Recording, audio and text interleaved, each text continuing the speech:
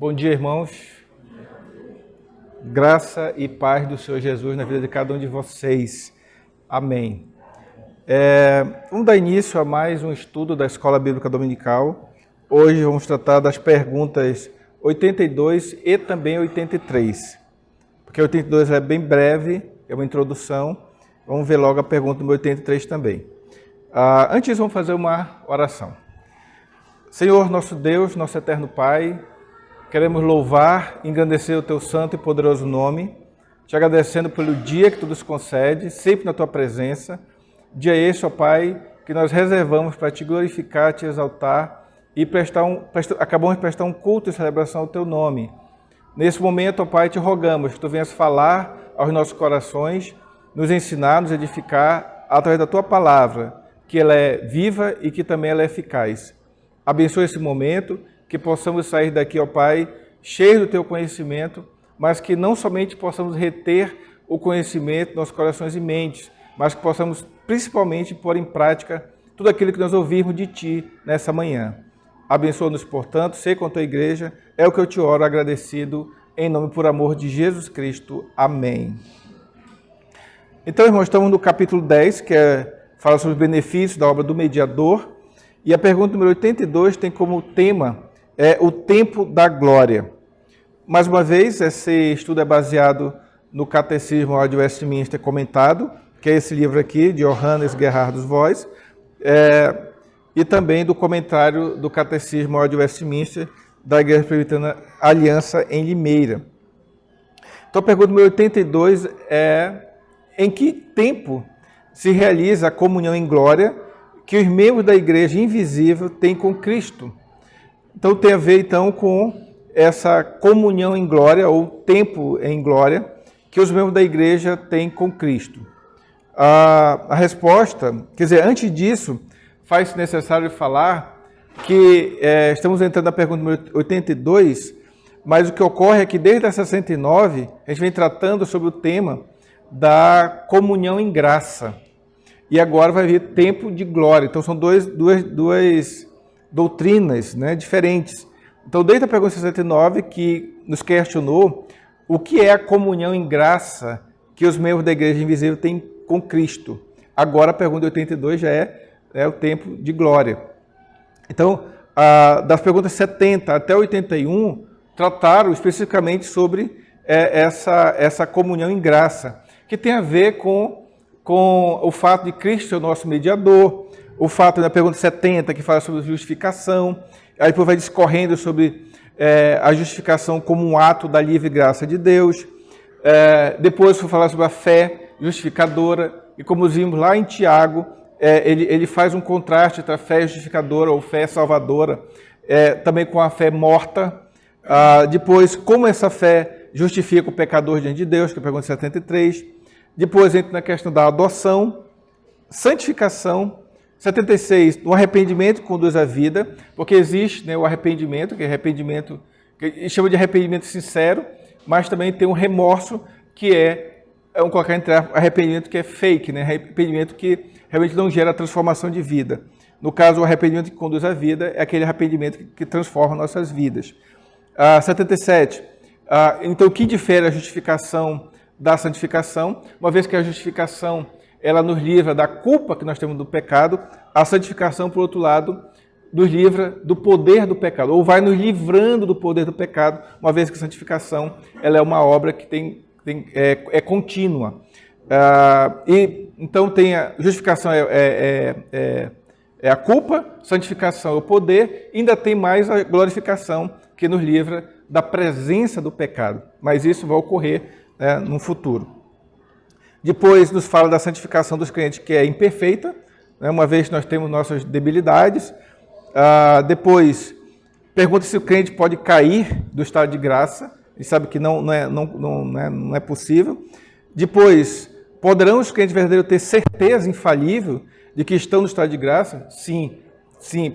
Veja, poder, né? É possível, sim, que nós temos a certeza infalível que nós estamos no estado de graça. E 81, que foi a última, que pergunta se todos os crentes têm sempre certeza de que estão no estado de graça. Aí aquela questão, né? Como essa certeza, ela é um ato nosso, não é um ato de Deus, como Deus já fez tudo, então pode ser que eventualmente um dos irmãos que sejam eleitos, pode ser que ele não tenha ainda essa certeza, mas que os crentes verdadeiros, né, nunca vão estar órfãos, sempre vão estar amparados por Deus, mas eventualmente um ou outro irmão pode não ter essa certeza. Então, pergunta 82, que é a pergunta de hoje, ela apresenta um novo tema, que é essa comunhão em glória. Então, as perguntas de 83 até 90 vão tratar exatamente dessa parte da comunhão em glória. E a resposta à pergunta 82 vai só resumir esse tema da comunhão em glória com Cristo. Tá, então qual é a pergunta 82? Em que tempo se realiza a comunhão em glória que os membros da igreja invisível têm com Cristo? Então, em que tempo são? Resposta, são em 3 tempos. Porque a comunhão em glória que os membros da igreja invisível têm com Cristo realiza-se, em primeiro lugar, nesta vida. Então, nesta vida já participamos dessa comunhão em glória.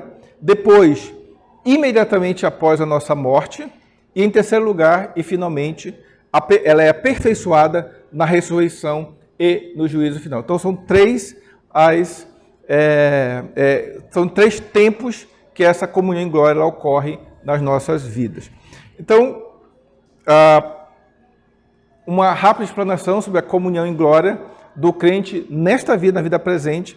Então, está baseado no texto que está em 2 Coríntios 3,18, que diz: e todos nós, com o rosto desvendado, contemplando como por espelho a glória do Senhor. Então, a gente já contempla hoje a glória do Senhor como um espelho. E somos o quê? Transformados. Então, é muito importante nós sermos transformados de glória em glória na sua própria imagem, como pelo Senhor, o Espírito. Então, nós somos transformados de glória em glória na própria imagem de Cristo. Essa aqui na versão revista e atualizada.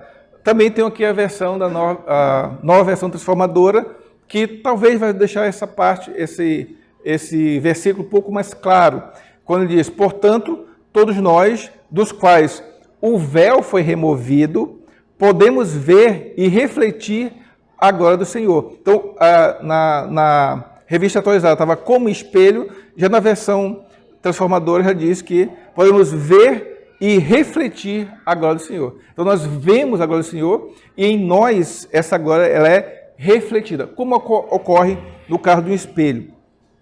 E o Senhor, que é o Espírito, nos transforma gradativamente à sua imagem gloriosa, deixando-nos cada vez mais parecidos com Ele. Então, perceba que essa vida, ou essa transformação que Cristo faz em nós, essa transformação, o foco dela é cada vez mais nos transformar para que sejam cada vez mais parecidos com Cristo. Então, esse é o resumo dessa primeira parte. Em segundo lugar, a comunhão e glória do crente com Cristo segue-se imediatamente à morte. A passagem que nos dá base para essa afirmação é exatamente a passagem que Jesus falou para um dos ladrões da cruz, que morreu junto com ele, quando ele disse: em verdade te digo que hoje estarás comigo no paraíso. É um versículo que deixa muito, a mim principalmente, confortado, porque imediatamente após a morte, aqueles que são de Cristo vão estar morando com Cristo no paraíso. É claro que o corpo vai ficar, né, na sepultura, mas o espírito do crente vai estar morando com Cristo. E a terceira e última parte é que a comunhão e glória do crente com Cristo ela é aperfeiçoada na ressurreição e no dia do juízo. Então temos a primeira passagem, duas passagens, duas passagens que nos falam. A primeira delas, 2 Tessalonicenses 4,17, que nos diz: depois nós, os vivos, os que ficarmos, seremos arrebatados, juntamente com eles, entre nuvens, para o encontro do Senhor nos ares, e assim estaremos para sempre com o Senhor. Vou só voltar aqui rapidamente, aquilo que eu falei, né? Quando você morre, o teu espírito vai, né, quando nós morrermos, né, aqueles que são crentes vão para... O espírito vai ter encontro com Cristo, mas o corpo fica na sepultura. E o homem não pode ter somente uma parte, tem que ter as duas partes, tem que ter o corpo e o espírito. Então, exatamente aqui, nessa passagem que ocorre, exatamente quando você é arrebatado, vai ter um encontro com o Senhor nos ares, você já vai subir, se nós voltarmos antes, se Cristo voltar antes da nossa morte física, vamos ser arrebatados e vamos subir aos céus, vamos nos encontrar com o Senhor nos céus, só que o nosso corpo já não vai ser mais esse corpo mortal, já vai ser o corpo glorificado.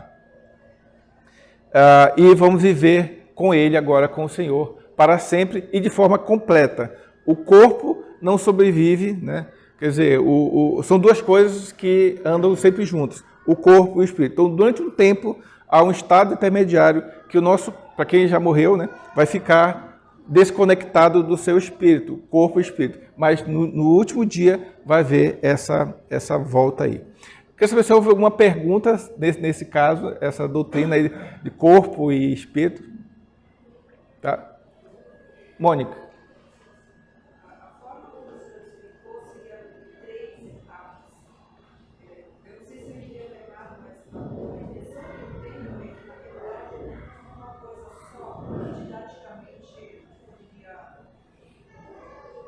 Exato. Esse aqui é para nós entendermos, né? Para o nosso entendimento ocorre em três fases, né? Durante essa vida, logo imediatamente após a morte e também no juízo final. Mas é claro que para Deus um dia é como se fosse 1000 anos e 1000 anos é como se fosse um dia. Para Deus isso já aconteceu, porque nós somos temporais, né? E Deus não é. Uma segunda passagem também da base para isso é 1 João 3,2, que diz: amados, agora somos filhos de Deus, e ainda não se manifestou o que haveremos de ser. Sabemos que quando Ele se manifestar, seremos semelhantes a Ele, porque haveremos de vê-lo como Ele é. Então aqui também mais um versículo que nos fala a respeito daquilo que Ele não se manifestou, mas que um dia vai se manifestar, que é aquele dia que vão ser exatamente semelhantes a Ele, porque haveremos de vê-lo como Ele é. Vamos estar exatamente isso que você está para sempre com o Senhor, olhando o Senhor face a face. Né? Face a face. Ok? Bom, questões doutrinárias, rapidamente. Então, quais são os estágios da glória em Cristo? Então, são 3 estágios que nós vimos, só para deixar mais claro ainda.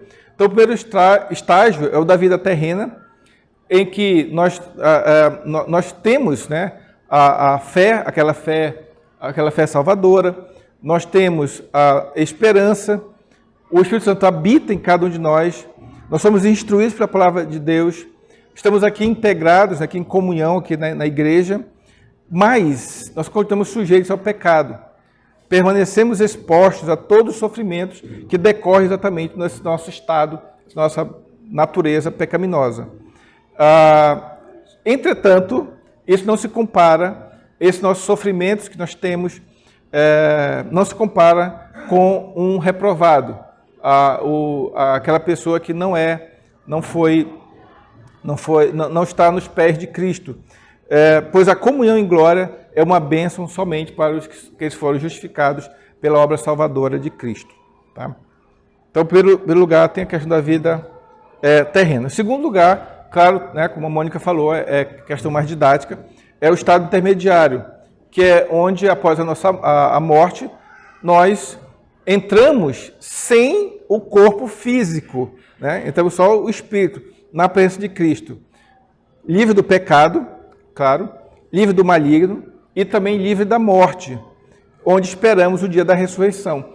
Lembra que o corpo o Espírito requer o corpo. Então, nós estamos esperando esse dia da ressurreição, quando o Criador vai nos devolver o nosso corpo, só que não mais esse corpo mortal, esse corpo atual. Vai ser um corpo glorificado, que é incorruptível e imortal. Só para, vamos dizer assim, que a perguntou, tem um teólogo, é um teólogo, ele propôs vamos dizer assim, essa hipótese. Na percepção dele, não vai haver tempo. Não é o que está ali. Eu não estou discordando, não. Estou só apresentando uma outra maneira de entender a coisa. O que ele entende? Quando a pessoa morre em Cristo, ela acorda no dia do juízo. Entendeu? Então, ele defende a ideia de que não há esse tempo fora do espírito. Ele já acorda no dia do juízo. Mas é só uma especulação. Por favor. Diz assim: pela graça sois salvos, e juntamente com ele nos ressuscitou, nos fez assentar nos lugares celestiais em Cristo Jesus. Então, a gente pensar hoje, nos lugares celestiais que nós já estamos assentados. Sim. É a questão a famosa doutrina do já e ainda não. Já para Deus, mas para nós ainda não. Ok, tem muitas, essas teorias, ok. Quando acontecer, eu falo para vocês. Está vendo aquela aula que é exatamente aqui. E o estado final, que é o juízo final, que é onde o Supremo Juiz vai decretar lá a sentença. Então já vai ter vamos ser ressurretos já com corpo e espírito juntos, e vamos estar numa nova condição de vida, uma condição plenamente aperfeiçoada. Okay? E vamos ingressar definitivamente no reino celeste para o convívio com todos os salvos e com todos os anjos, e a glória final dos crentes para a qual Cristo lutou e sofreu na peregrinação terrena. Isso aqui é importante só definir isso aqui. Veja, Cristo, ele se... como é que chama aquela passagem lá em Filipenses? Ele se esvaziou, ele se fez carne como nós, deixou a sua glória, para viver aqui como nós, mas ele fez com um objetivo. Ele aqui lutou, sofreu, foi tentado em todas as coisas, porém sem cometer pecado. Ele sofreu perseguição, foi morto, um dos piores tipos de morte da época, mas com o objetivo de nos proporcionar essa glória final, todos os crentes. Então isso aqui é o estágio da glória em Cristo, e no final, o estado geral da glória do final é que, mais uma vez dizendo que a conversão que Deus nos faz, então não somos nós que nos convertemos, Deus que nos converte. A conversão não gera um converso sem problemas internos, não cria um ambiente paradisíaco, também sem enfermidades, sem pecaminosidade e sem conflitos e também sem mortalidade. Então não quer dizer que só porque nós somos salvos vamos estar livres desses problemas. Não, aliás, muito pelo contrário. Tem até gente que diz, poxa, quando eu não era convertido, a minha vida era até melhor do que agora, que pós-conversão, Então, é importante que isso seja dito. Só que Cristo nos coloca, com a ação redentora de Cristo, ele nos liberta, Nós que éramos escravos do pecado, do mundo e do maligno, hoje já não somos mais. Se nós éramos escravos do pecado, hoje nós somos escravos de Cristo, que é totalmente diferente. Ele nos coloca na liberdade do caminho com C maiúsculo. Isto é, estamos nesse caminho e sempre vai estar conosco, Cristo vai estar sempre conosco.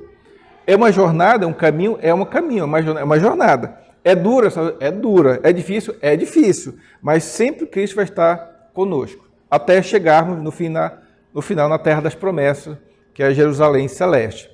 E também temos que, irmãos, assim, é muito importante também esse comentário aqui. Tem gente que pensa que as piores dificuldades dos homens são exatamente a batalha diária pelo pão, pela habitação, pela educação, enfim, por esses assuntos mais mundanos. Mas não, as piores dores dos homens são aquelas que ferem a alma pelo isolamento espiritual, a ausência daquele sentimento de paternidade e a desesperança, não sabe o que vai acontecer com a vida após morte e a insegurança com relação a isso tudo. Então, a pior dor do homem é exatamente essa insegurança, essa falta de esperança. E também, por contraste, né, os remidos, aquilo que eu tinha falado anteriormente, quando nós estivermos passando pelo vale da sombra da morte, nós não temeremos mal nenhum, porque a vara e o cajado do Supremo Pastor vai nos dirigir, vai nos proteger, vai nos consolar e principalmente vai estar conosco, isso é o mais importante. Eis que estou convosco todos os dias até a consumação dos séculos. A estrada acidentada, sim, é dura, é dura. É difícil, mas quanto mais difícil e penosa a caminhada, maiores e mais intensas vão se tornar a nossa fé, a nossa esperança e a certeza da chegada no lar eterno. Não esqueçamos que diversas passagens bíblicas, em particular Tiago, porque é um livro que eu estou lendo bastante ultimamente, fala muito a questão da maturidade espiritual. Então é muito importante nós sermos maduros para passar por essa dificuldade, mas sempre sabendo, pedindo sabedoria de Deus para passar pela dificuldade, porque lá na frente vai vir essa chegada no lar eterno. 3 perguntas simples. A primeira delas é: qual é a diferença entre graça e glória? Um de cada vez. Graça tem a ver com e glória tem a ver com. Isso mesmo. Graça é aquilo que tem a ver com o presente. Glória é aquilo que vai vir na vida do porvir. Muito bem. Outra pergunta. O povo de Deus recebe a glória toda de uma vez ou em prestações? Uma vez?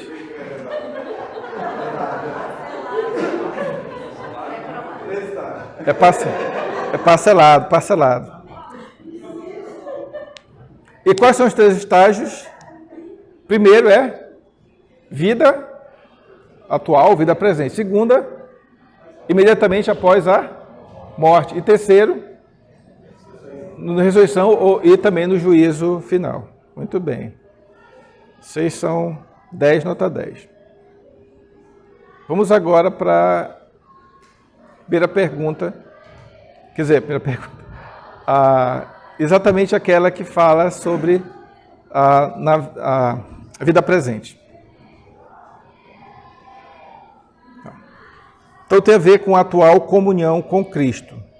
Mais uma vez, né, baseado tal. Então a pergunta 83 é: qual é a comunhão em glória com Cristo de que os membros da igreja visível gozam nesta vida? Então é o primeiro aspecto da resposta, que são 3, né? Então, primeiro aspecto a resposta à pergunta aos membros da igreja invisível são comunicadas nesta vida as primícias da glória com Cristo, visto serem membros dele, o cabeça, e estando nele. Então, estamos em Cristo, nosso cabeça. Visto serem membros dele, né? O cabeça. E estando nele, tem parte naquela glória que na sua plenitude lhe pertence. E como penhor dela, como garantia dela, experimentam o amor de Deus, a paz de consciência, o gozo do Espírito Santo e a esperança da glória. Então, essas 4 coisas nós experimentamos nessa vida. Do mesmo modo, então aí já é como um contraste com os incrédulos, né? Do mesmo modo, o sentimento da ira vindoura de Deus, o terror da consciência e uma terrível expectação do juízo são para os ímpios, para os incrédulos, o princípio dos tormentos que eles hão de sofrer depois da morte. Então aqui fala sobre 2 coisas. Primeiro aspecto, a questão dos crentes, o que a gente experimenta. A gente já experimenta primícias da glória com Cristo. Vai ter uma pergunta daqui a pouco sobre primícias. Mas nós experimentamos o amor de Deus, a paz de consciência, o gozo do Espírito Santo e também a esperança da glória, que, como vimos agora, é algo que é por vir. Já os ímpios já sofrem, né, essa ira de Deus, terror da consciência e essa expectação do juízo. Por serem membros de Cristo, que é o seu cabeça, os crentes partilham da glória que Cristo possui no céu. Isso foi parte do que nós vimos na resposta. Então, por ser um membro de Cristo, que é o nosso cabeça, os crentes partilham da glória que Cristo possui no céu. Baseado no texto de Efésios 2, de 5 a 6, que diz: estando nós mortos, nossos delitos nos deu vida, juntamente com Cristo. Pela graça sois salvos, e juntamente com Ele nos ressuscitou e nos fez assentar nos lugares celestiais em Cristo Jesus. Então, nós já partimos nessa vida exatamente aquela expectativa de que um dia nós nos assentaremos nos lugares celestiais. E também já nos deu vida juntamente com Cristo. E pela graça nós somos salvos. Em segundo lugar, os crentes nessa vida gozam da consciência do amor de Deus, baseado em Romanos 5. Uma das passagens, tá? Tem várias passagens, mas uma das passagens é: ora, a experiência não confunde, porque o amor de Deus é derramado no nosso coração pelo Espírito Santo que nos foi outorgado. Então, o amor de Deus já é derramado nos nossos corações ainda nesta vida. Outro aspecto dessa resposta é que a paz de consciência, a alegria cristã e a esperança da glória são as porções dos crentes aqui na terra. Então nós temos paz de consciência, alegria, esperança da glória, e isso ocorre aqui na terra. Baseado em quê? Romanos 5, 1 a 2, que diz: justificados, pois, mediante a fé, temos paz com Deus. Nós que éramos inimigos de Deus, a partir da justificação, nós temos paz com Deus, por meio de nosso Senhor Jesus Cristo, por intermédio de quem obtivemos igualmente acesso pela fé a esta graça, na qual estamos firmes e gloriamo-nos na esperança da glória de Deus. Então aqui tem duas doutrinas, tanto a que fala sobre a graça, como aquela que fala sobre a glória. Tanto aquela graça que é dias atuais, como a glória que é na vida por vir. Outra passagem bíblica é Romanos 14, 17, que diz: porque o reino de Deus não é comida nem bebida, mas justiça e paz e alegria no Espírito Santo. Então, o reino de Deus é composto, de acordo com essa passagem, por justiça, paz e alegria. Ainda com relação a essa resposta, disse que os ímpios na vida presente já experimentam com antecedência as desgraças do inferno. Por exemplo, Caim disse ao Senhor: é tamanho meu castigo que já não posso suportá-lo. Depois de Deus, né, ter falado a maldição, né, sobre Caim após ele ter matado seu irmão Abel. Então ele disse que é tamanho meu castigo que já não posso suportar, sentindo a questão da ira, do juízo de Deus. Outra, Mateus 27, 4, 5, Judas Iscariotes, que disse: pequei traindo sangue inocente. Eles, porém, responderam: que nos importa? Isso é contigo. Então Judas, atirando para o santuário as moedas de prata, retirou-se e foi enforcar-se. Antes disso, dessa passagem, fala que Judas ele sentiu remorso. É bem claro quando Judas sentiu remorso. Então, ele enforcou-se e não foi por causa do arrependimento que leva à transformação, mas sim remorso. Terceira passagem que nos fala, Hebreus 10, 27, que nos diz que, pelo contrário, certa expectação horrível de juízo e fogo vingador prestes a consumir os adversários. Então, essa terceira passagem de Hebreus também nos fala dessa certa expectação horrível de juízo e fogo vingador. Para abrir um parênteses aqui rapidinho com relação a essas passagens, meus irmãos, é que às vezes a gente pode ser levado a querer buscar mais a Deus por causa do medo dessas coisas todas, mas não deve ser por causa do medo. né? Não somos levados por causa do medo, somos levados por causa da graça, né? Então não é por medo do inferno ou qualquer coisa do tipo, né? Mas sim por causa de gratidão e da graça. E a tribulação e angústia virão sobre a alma de qualquer homem que faz o mal, ao judeu primeiro e também ao grego. Então, aqueles que fazem o mal, certamente vão ver, são pessoas que vão ver tribuladas e angustiadas, né?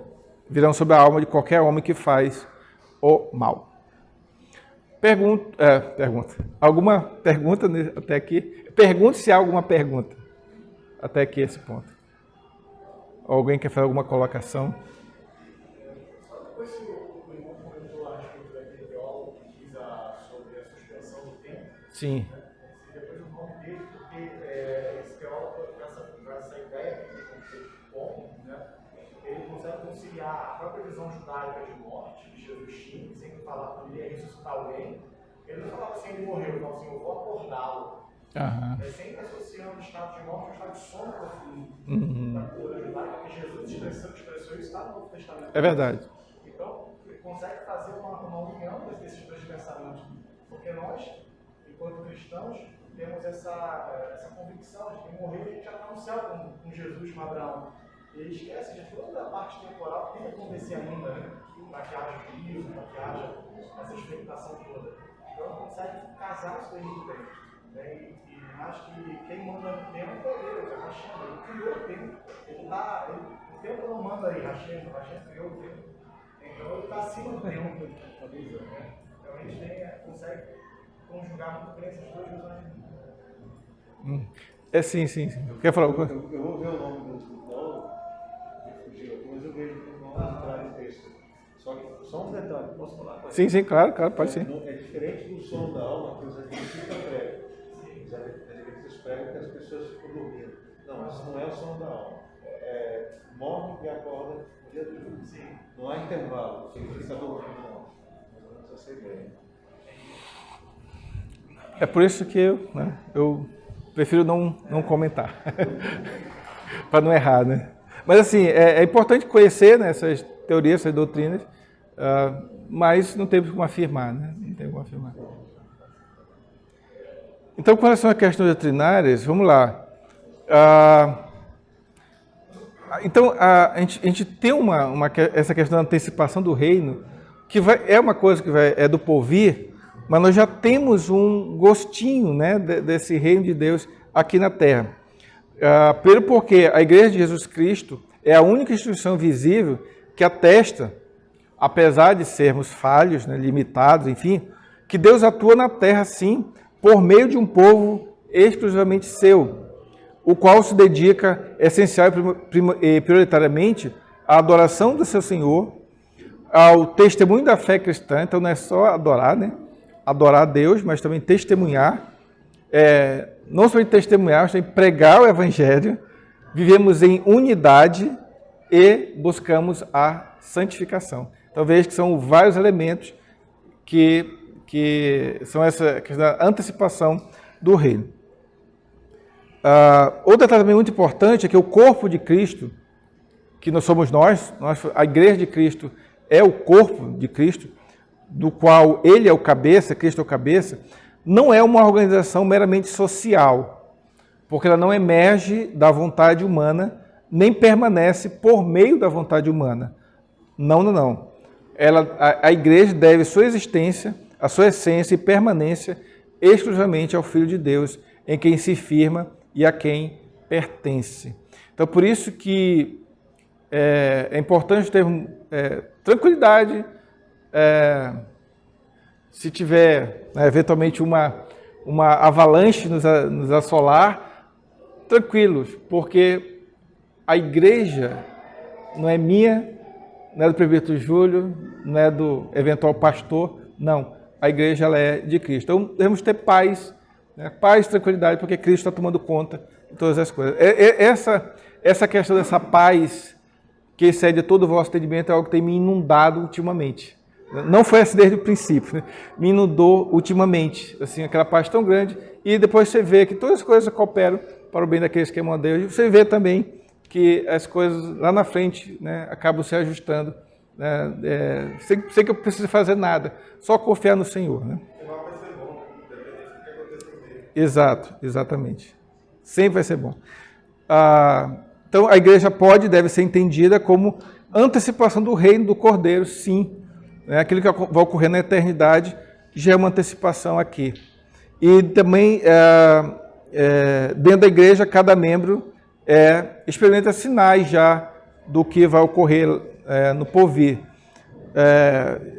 Sentimentos, tem esperanças, algumas virtudes, algumas antevisões do que vai ocorrer no porvir. Somos consolados também, né? E também antecipações do que está reservado e garantido no reino vindouro. Então já temos aquele gostinho, né, do que vai ocorrer no porvir. E também a questão isso que é importante, o invisível no visível, que é a questão daquela doutrina da igreja, né? Temos uma igreja visível, uma igreja invisível, que está dentro de uma igreja visível. Então, eventualmente, nem todos que estão na igreja visível, eles são de Cristo verdadeiramente. Eventualmente, nem todos são. É claro que nossa oração é que todos sejamos, né? Todos que congregam na igreja sejam de Cristo, mas isso não é nenhuma garantia. Eu não tenho como saber, mas Deus sabe. Então, a questão toda é a seguinte, a diferença entre o santo, quer dizer, santo não tem nada a ver com Marte, né? Santo é aquele que é separado para Deus.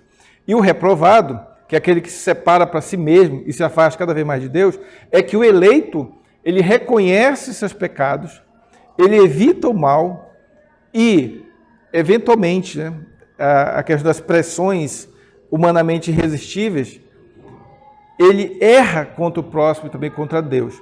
Mas o que acontece com ele? Ele arrepende-se, ele entristece muito, ele confessa e procura o socorro divino para não repetir essas faltas que considera sempre ofensas ao Salvador, Senhor e Pai.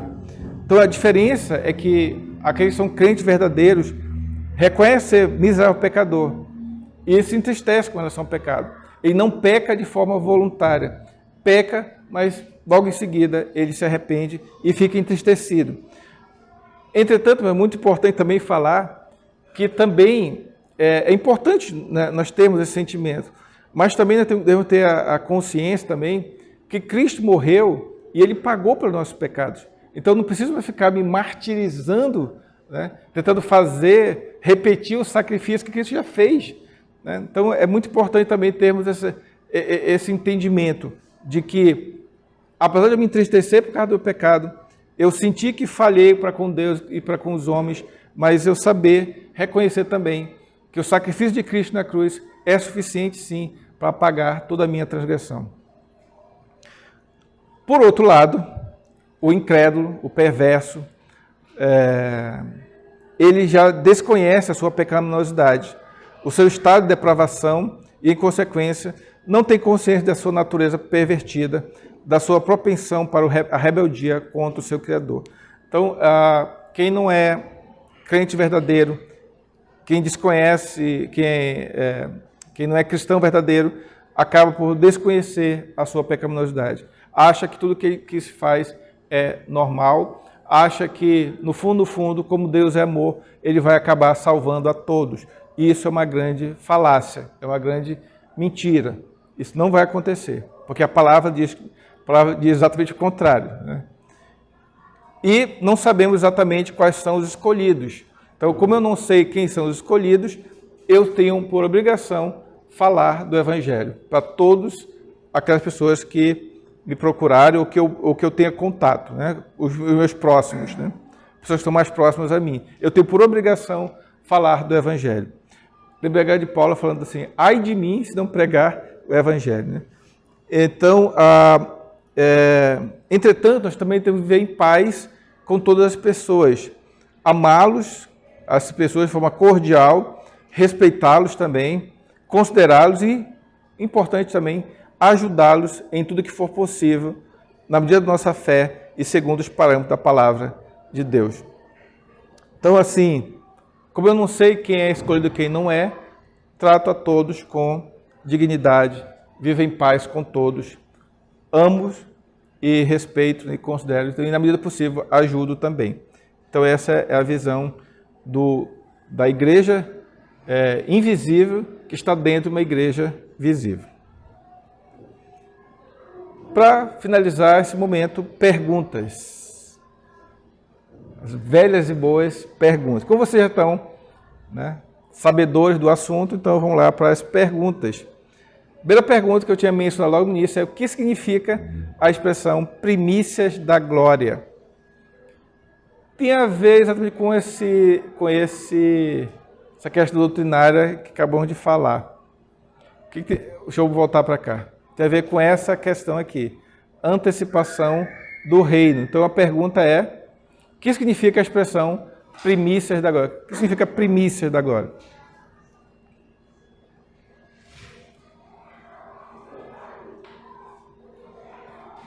Isso mesmo.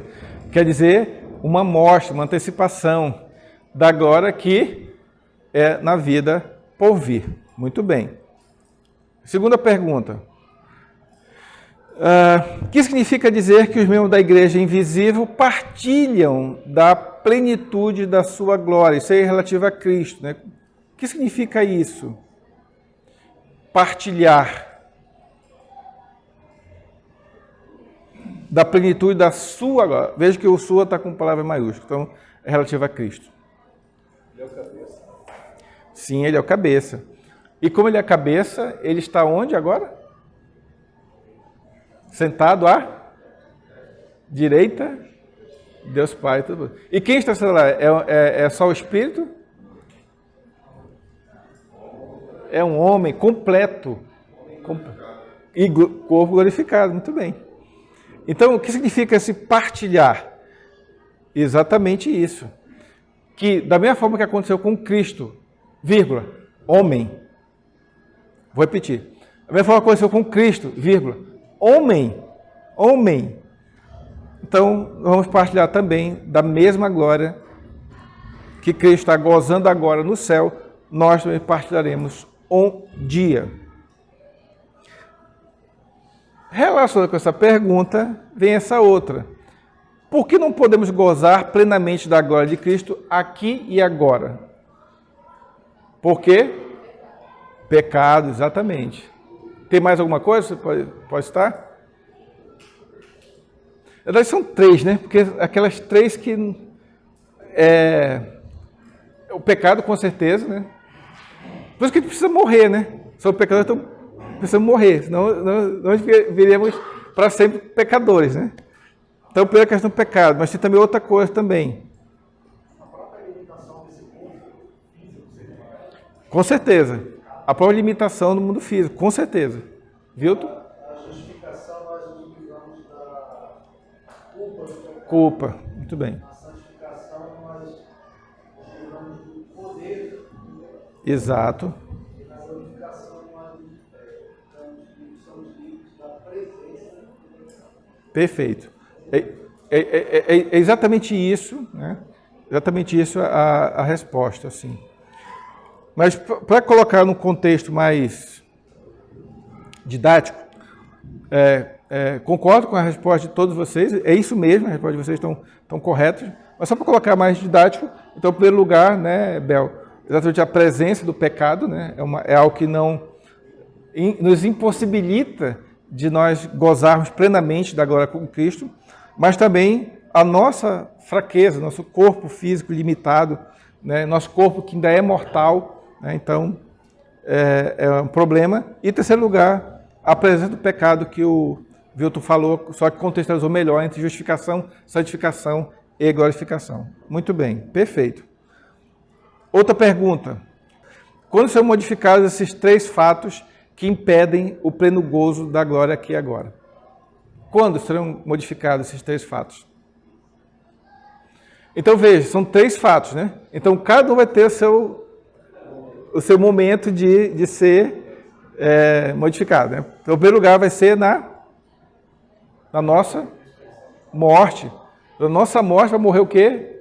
O primeiro aspecto, que é a presença, nossa culpa, né, do pecado. que mais? O segundo aspecto vai acabar quando? Quando nós formos ressuscitados. Muito bem. E o terceiro vai acontecer quando? No juízo final. Muito bem, exatamente. Que é o que está refletido aí. Tá? Olha só que interessante aqui. Faz sentido eu fazer o comentário aqui. Vamos lá. A presença do pecado vai acabar com a nossa morte. Ok. Mas olha só. O nosso corpo vai para a sepultura. Né? Vai na sepultura. E quando que esse corpo vai deixar de ser...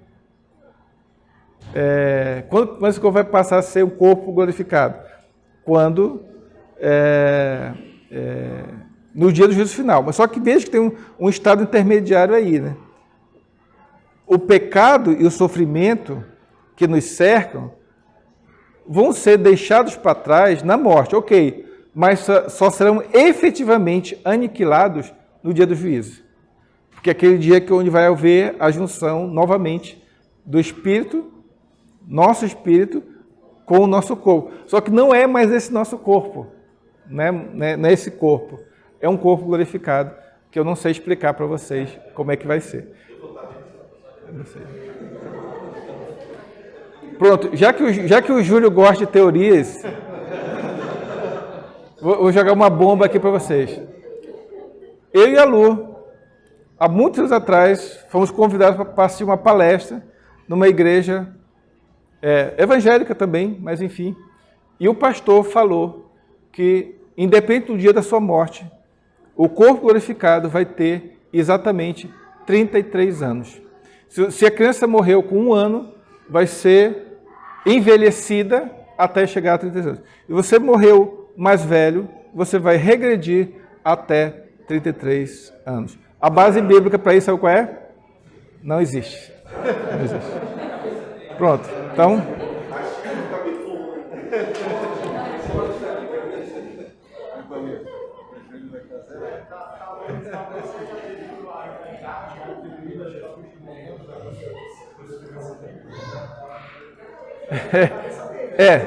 a cabeça dele foi exatamente com a morte de Cristo que ocorreu. Paulo, diga lá, Paulo.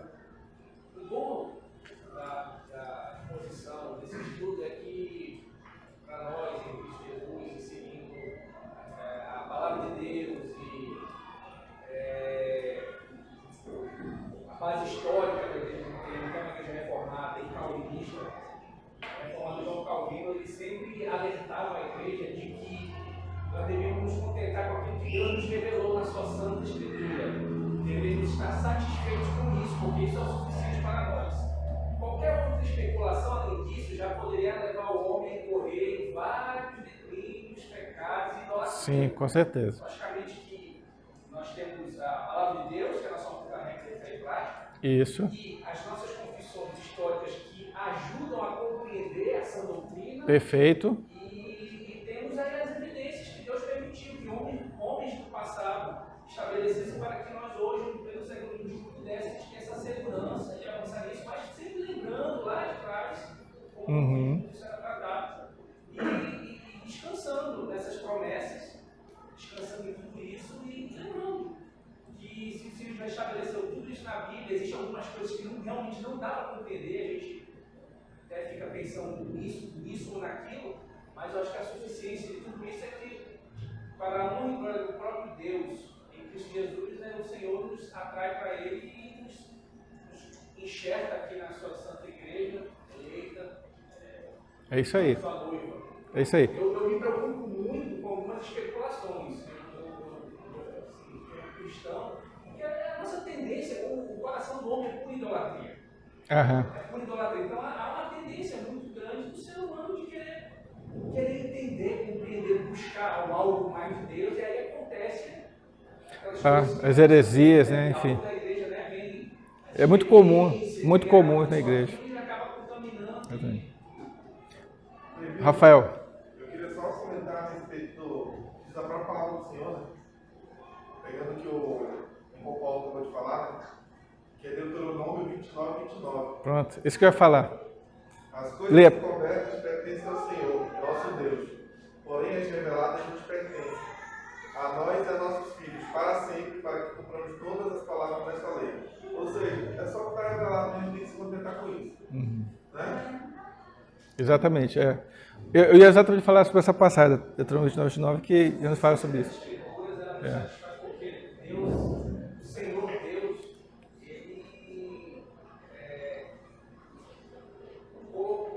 revelou aos seus escolhidos para que tudo estivesse à nossa disposição. Isso.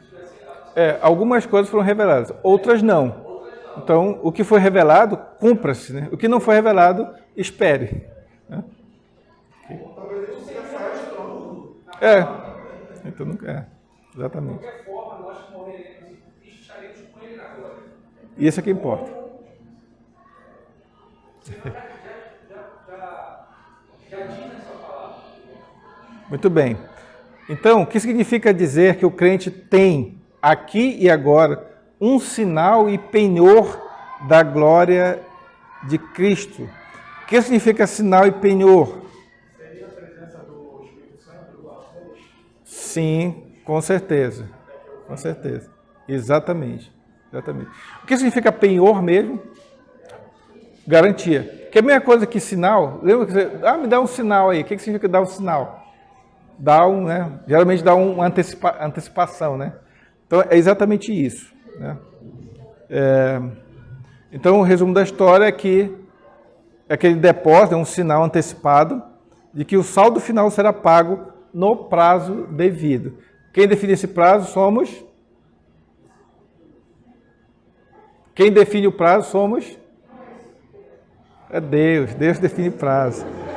Então, a glória, ela é uma herança na vida por vir, mas recebemos uma amostra grátis dela aqui e agora. Só com uma pitadazinha, uma demonstração de que a receberemos plenamente no futuro. Que tipo de sinais são esses? Eu acho que cheguei a falar que são 4 sinais, né? Alguém lembra quais são os tipos de sinais? Penhor? Sinais e penhores? Alguém lembra? Cheguei a falar sobre 4 deles.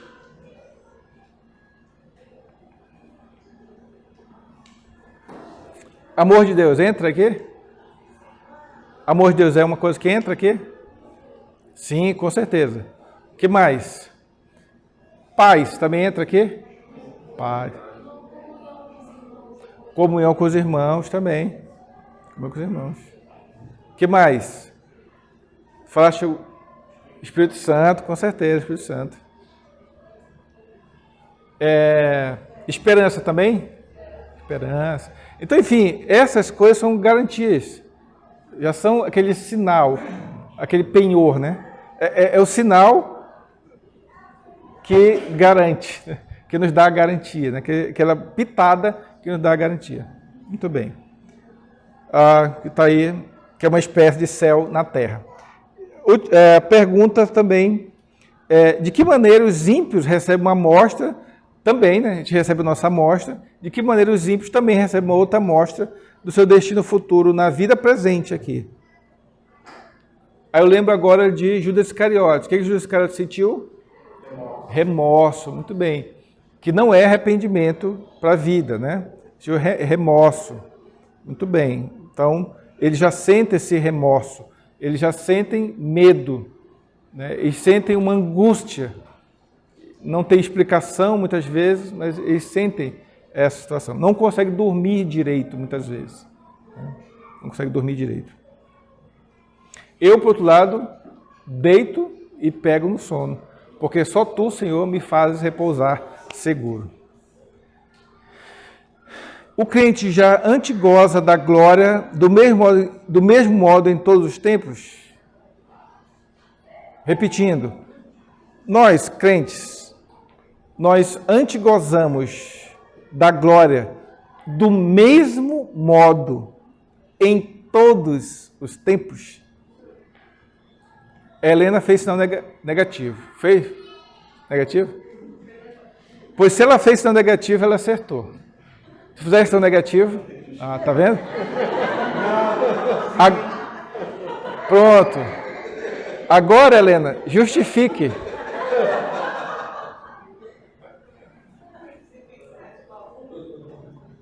Alguém pode ajudar a Helena? Não, tá certo, não. Por que não? Por causa da nossa própria natureza, nossas próprias ilações. Ilação? Alguém falou ilação? Isso, mas às vezes a gente fica assim meio... Será? Dúvidas. Viu? A história da revelação do Senhor, quando ela é gradual, Aham. a história da redenção, então na própria história do homem, a gente consegue perceber certos momentos, à medida que ele vai vivendo, à medida que o tempo passa, o homem vai adquirindo, a revelação vai se tornando maior, e ele usufrui mais dessas coisas.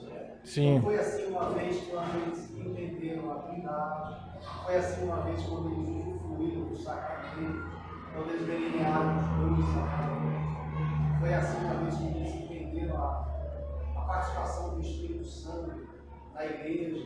Então, imagino que à medida que essas coisas vão sendo reveladas, o próprio homem vai também antegozando mais da glória. Exatamente. Então, assim, varia de tempos em tempos, por causa da nossa natureza pecaminosa, nossas dúvidas, tentações, nossa imaturidade espiritual. Né? Algumas vezes a glória é clara, outras vezes ela é obscura. Mas, entretanto, todavia e contudo, o crente jamais é deixado inteiramente sem ele. Então, apesar de nós termos dúvidas muitas vezes, ficarmos, né, nos altos e baixos, mas nós nunca ficamos, né, deixados inteiramente largados, porque o Espírito Santo continua, né, fazendo morada nos nossos corações. Amém. Bom, finalizamos, né, esse estudo. Se ninguém tem mais nenhuma pergunta, vamos dar... Só uma observação, como assim, a expressão primícias da glória, na minha mente me remete muito à ressurreição. Quando Jesus morreu na Páscoa, no nosso corpo pascal, ressuscitou durante a festa dos pães ácidos, que era o pão sem fermento, o pão sem pecado, esse corpo ressurreto dele sem pecado, e esse mesmo instante é a festa das primícias, quando Israel se recolhia a cevada, os grãos, então sendo o primeiro a ressuscitar. Então essa combinação que o apóstolo Paulo fala que as festas eram mostradas, os sinais, de coisas que viriam por vir, que Jesus começa a cumprir esses sinais, isso para que está muito claro essas expressões. Perfeito. A fala do irmão é exatamente essa. Cristo, ele é as primícias. As primícias, né, ele é por isso porque ele foi o primeiro a ser ressurreto dentre os mortos com o corpo glorificado.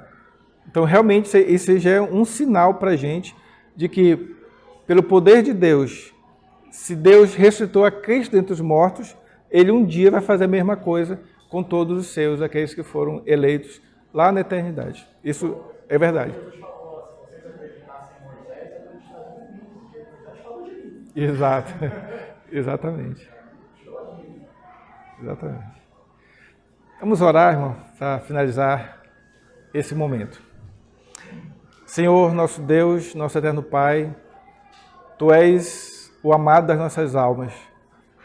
Por isso que estamos aqui, alegres, contentes, porque tivemos esse privilégio de podermos ser ensinados por Ti nessa manhã. Ó Deus, Tu possa estar agindo com misericórdia para com as nossas vidas. Continua, ó Pai, falando nos nossos corações, através da Tua palavra, que é viva, que é eficaz, que é mais cortante do que qualquer espada de 2 gumes, ela que é apta para discernir os pensamentos e propósitos do nosso coração. Ó Deus, te agradecemos muito porque temos aprendido muito de Ti e isso tem tido reflexo nas nossas vidas. Que possamos, ó Pai, não sairmos daqui simplesmente como ouvintes, mas que possamos, ó Pai, pormos em prática aquilo que recebemos de Ti. Que Tu continue nos abençoando, que Tu possa nos livrar, nos guardar de todo mal, e que a Tua palavra possa sempre permanecer firme em nossos corações e mentes, de tal forma que possamos dar muitos frutos. Porque através da Tua palavra, esse é o objetivo, que venhamos a frutificar a 100 por 1, de acordo com a tua vontade. Abençoa-nos, portanto, sei com a tua igreja. É o que eu te oro agradecido, em nome e por amor de Jesus Cristo. Amém.